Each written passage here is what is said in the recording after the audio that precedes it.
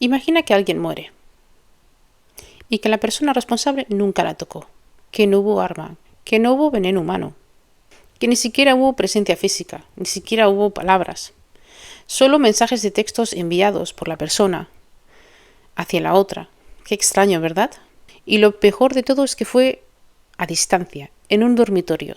¿Sí? Pues la distancia era sumamente grande. Ahora, ¿lo reconsiderarías esto como un crimen?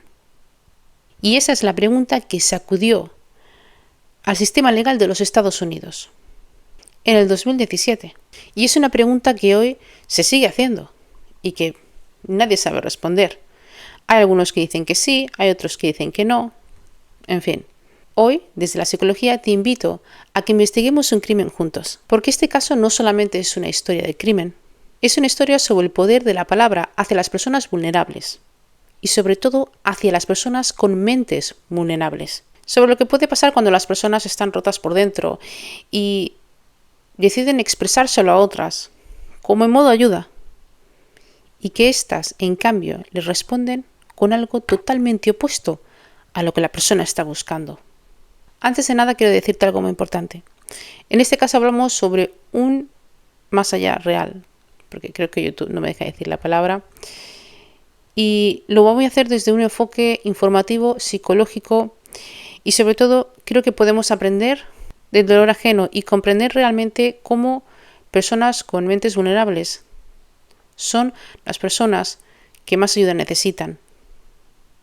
Ahora sí, sin más, empecemos. Conrad Henry Roy III nació el 12 de septiembre de 1995 en Massachusetts, Massachusetts, un pequeño pueblo costurero de Nueva Inglaterra. Su apellido lo decía todo sobre el mundo, pues Conrad era el tercero de una dinastía de marineros, capitanes de salvamento marítimo que rescataban a barcos náufragos del Atlántico del Norte.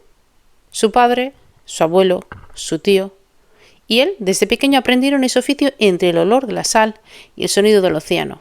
Conrad no era lo que se imaginaba cuando muchas personas escuchaban la palabra suicidio, porque básicamente él no encajaba en ese estereotipo. Él era completamente diferente.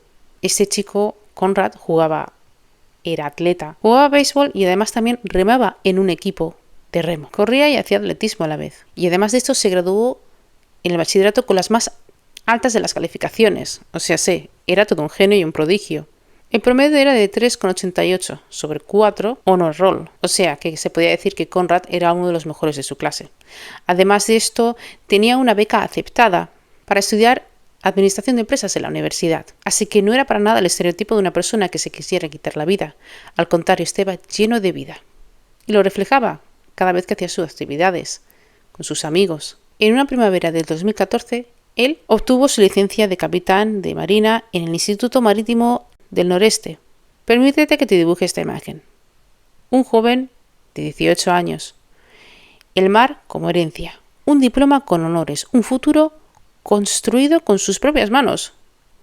Dos hermanas menores que lo miraban con una gran admiración. Una familia que lo amaba y al mismo tiempo un chico que cargaba en silencio con un peso que nadie a su alrededor terminaba de ver. Porque Conrad también era esto. Ansioso. Profundamente ansioso y socialmente ansioso. Este era el tipo de ansiedad que hace que entrar al aula se sienta como una amenaza. Que mirar a alguien a los ojos cueste un esfuerzo enorme. Sus padres se separaron cuando él era adolescente y esto le desequilibró emocionalmente. Le costó mucho procesar esto.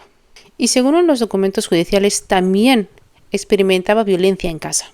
Tanto golpes de su padre como abusos verbales de sus abuelos. Heridas que no se ven en ningún diploma. Y aquí llegamos a un punto de inflexión. En octubre de 2012, cuando él todavía tenía 17, Conrad intentó quitarse la vida. Por primera vez.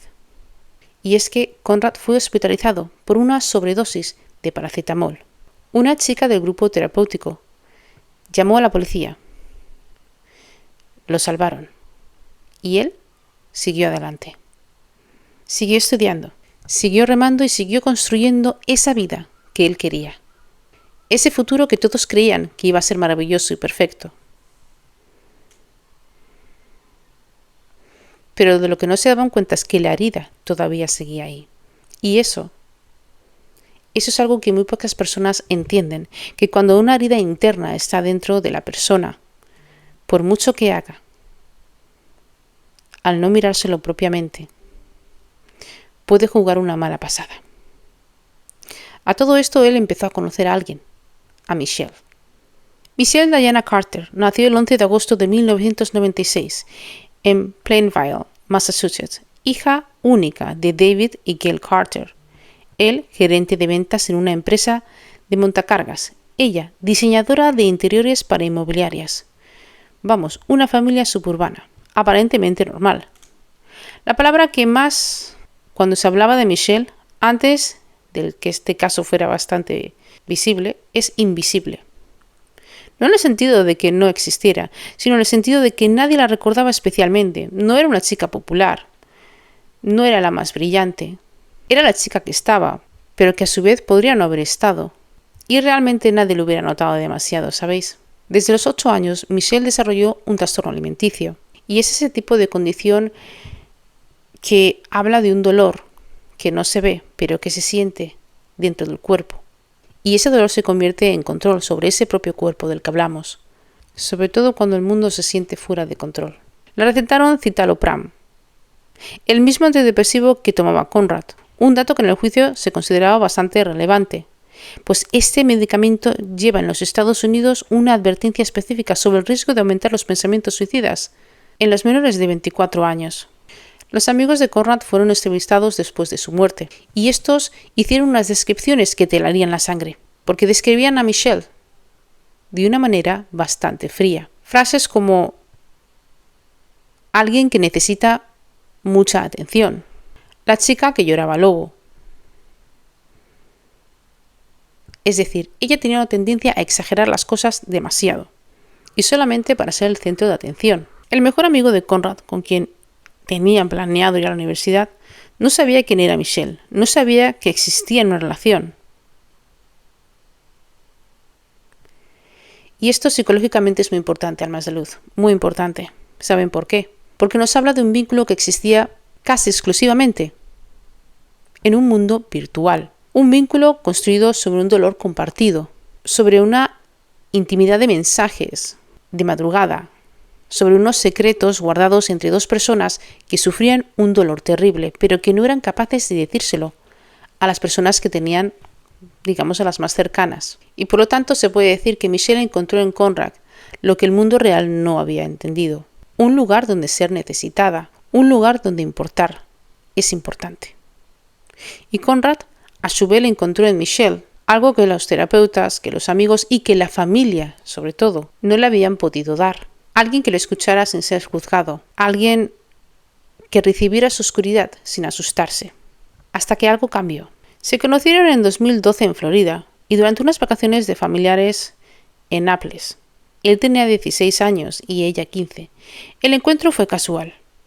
Uno de esos que en otra época habrían quedado en nada, pero que intercambiaron números y empezaron a escribirse. Y durante 2 años Conrad y Michelle se vieron en persona apenas 5 veces, pues ellos vivían a solo 55 kilómetros el uno del otro. Podrían haberse visto cada semana, pero eligieron o construyeron una relación que existía principalmente en las pantallas. Miles de mensajes, explorando sus miedos más profundos, sus pensamientos más oscuros y sus deseos más confusos. Conrad le escribía que se quería morir, y Michelle durante mucho tiempo lo disuadía. Le decía que buscara ayuda, que la vida valía la pena, que ella lo amaba. Esto es crucial. Porque no nos olvidemos, al principio Michelle se alejaba de esas emociones y de esos pensamientos. Entonces, ¿qué pasó en el julio del 2014? Los psicólogos forenses que analizaron este caso dijeron que había dado un giro. Sí, un giro. Un momento donde Michelle dejó de ver el suicidio de Conrad como algo a prevenir y empezó a verlo como algo que podría darle a ella lo que más necesitaba: la atención, el protagonismo, el papel de la novia doliente, la chica que lo amó tanto. Y entonces, el 12 de julio de 2014 fue un día en el que cambió todo. Conrad estaba en el estacionamiento del supermercado Mar, en Fairhaven, Massachusetts. Estaba en su camioneta, con una máquina de soltar generando monóxido de carbono en el interior. Y Michelle le estaba escribiendo, instruyéndolo, mejor dicho, alentándolo, respondiendo a todas las dudas que él tenía y sobre todo calmando sus miedos. Pero esto no era para salvarlo, sino para que lo haga. Porque sí, Michelle le incitó a él a quitarse la vida. Los mensajes en el juicio eran devastadores. Michelle le comentó cómo hacerlo más eficiente. Le dice que su familia lo entenderá. Le dice además que ella estará bien. Le dice que él es muy valiente. Y entonces ocurre algo que el juez consideró el momento más decisivo del caso. Conrad tiene miedo. Sale de la camioneta y llama por teléfono. Pero Michelle le ordena que vuelva a entrar. Y eso fue lo que el juez Lawrence Moniz consideró el acto que rompió la cadena. Porque Conrad había interrumpido el proceso. Había salido. Había elegido en ese momento de terror en su vida, pero alguien al otro lado del teléfono le dijo que no. Conrad Roy murió esa madrugada. Tenía solo 18 años. Tenía una licencia de capitán, tenía 2 hermanas que lo amaban y tenía sobre todo un futuro brillante por delante. Su cuerpo fue encontrado al día siguiente. Michelle Carter, en los días posteriores a su muerte, empezó a enviar mensajes a los amigos de Conrad consolándolos. Increíble. Se puso en el centro del duelo. Empezó a organizar actos.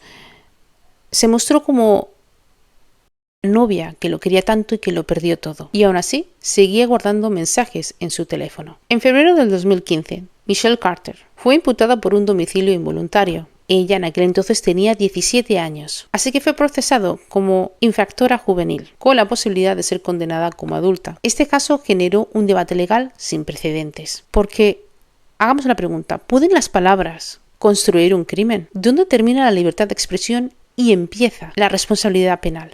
La defensa de Michelle argumentó que Conrad había intentado suicidarse antes, y que la decisión era completamente suya, y que Michelle era solamente en aquel entonces una adolescente con sus propios problemas emocionales y mentales. Pero el 16 de junio de 2017, el juez Moniz leyó un veredicto. Culpable de homicidio involuntario. Su razonamiento fue preciso. No fue solo la secuencia de los mensajes lo que la condenó, fue esa llamada telefónica. En ese momento en el que Conrad eligió salir del vehículo y Michelle Carter eligió mandarlo de vuelta. Esta fue condenada solo a 15 meses de prisión, de los cuales cumplió 11 y 12 días. La Corte Suprema de los Estados Unidos rechazó revisar el caso en enero del 2020.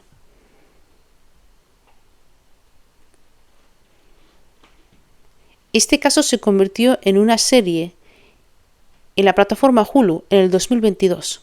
The Girl from Plainville, así se llama. Y dejó una pregunta en el aire que no tiene una respuesta definitiva aún. ¿Hasta dónde llega la responsabilidad sobre la mente de alguien que amamos tanto? Una pregunta que divide a toda una población. Está claro, al más de luz, que desde la psicología este caso nos deja varias lecturas, de las cuales me parecen importantes.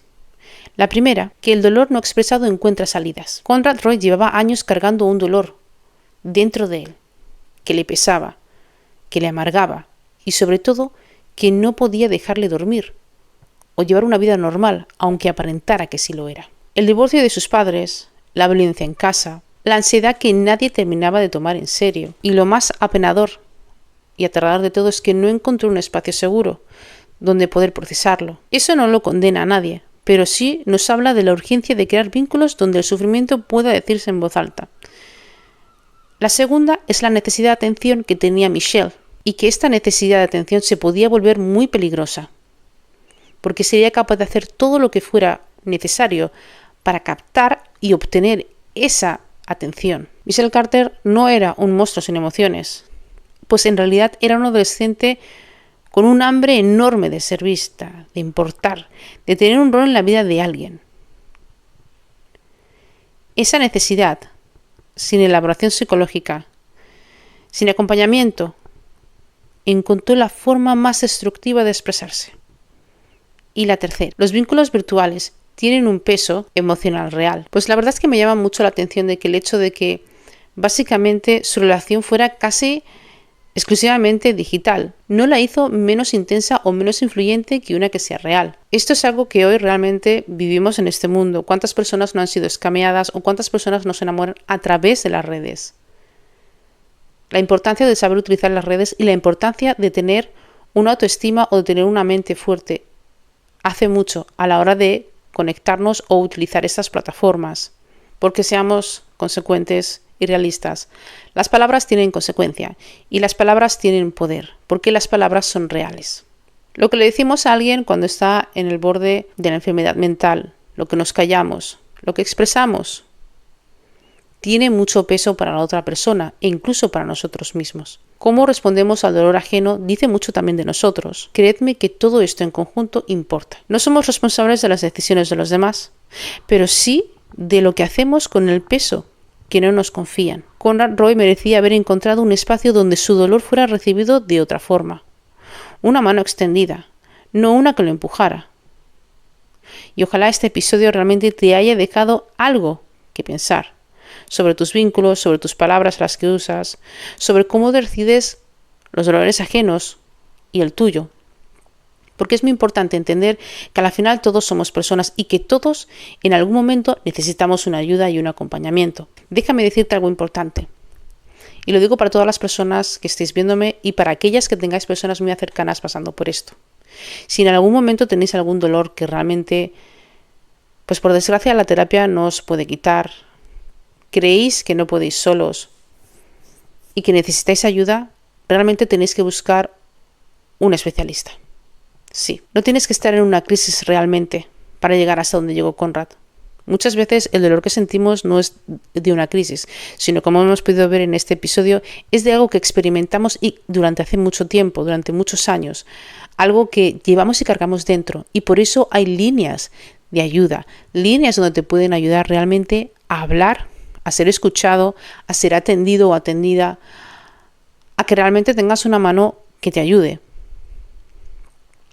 También puedes venir a mí. Pero antes de eso, por favor, llama a estas líneas donde están 24 horas. Abajo, en la descripción, os dejaré las líneas que he podido encontrar, que son reales y que son de gran ayuda. Por favor, aceptarlas, porque es muy importante. Hay muchísimas personas como Conrad que viven el día a día y que realmente nos hemos dado cuenta, yo no sé vosotros, al menos yo, de que en este mundo se necesita hablar. La dopamina que nos dan las redes sociales, de querer tener algo rápido, de tener que tener una comprensión. Sin comprensión no es algo que se deba de hacer. Si sientes que es un momento de hacer un trabajo más profundo, si sientes que realmente necesitas una terapia, yo he creado un punto de partida. Son sesiones de coach terapéutico individuales, donde trabajamos desde la raíz. Y sí, se te puede ayudar siempre y cuando tú quieras, estés dispuesto y yo pueda realmente entender lo que te está pasando. Yo realmente creo fervientemente en un proceso personal. Creo fervientemente en un acompañamiento. Creo que siempre tenemos que tener una persona al lado que nos acompañe y que nos guíe. No para curarnos, porque curarnos lo podemos hacer solos. Para enseñarnos qué es lo que nos está bloqueando. Para enseñarnos cómo podemos encontrar esas respuestas. Las respuestas que estamos buscando. Sobre todo para darte unas alas, encontrar las tuyas y volver a encontrar tu luz y seguir volando con las tuyas propias. Si en cambio lo que quieres es una comunidad que está en el mismo proceso que tú, he creado punto de partida alojado en la School. Tienes los dos enlaces en la descripción, por lo tanto podrás acceder. Recuerda que el espacio seguro solamente se encuentra cuando encuentras una persona que te hace sentirte segura o seguro. Como siempre os digo, amaros, cuidaros y respetaros incondicionalmente. El mundo es mejor cuando estáis vosotros aquí, creedme. Buenos días, tardes o noches allá donde me estéis viendo. Gracias. Dejadme en los comentarios si os ha gustado. Si os ha gustado, compartirlo con alguien que lo necesite. Darle un like y suscribiros para más contenido como este. Gracias a todos.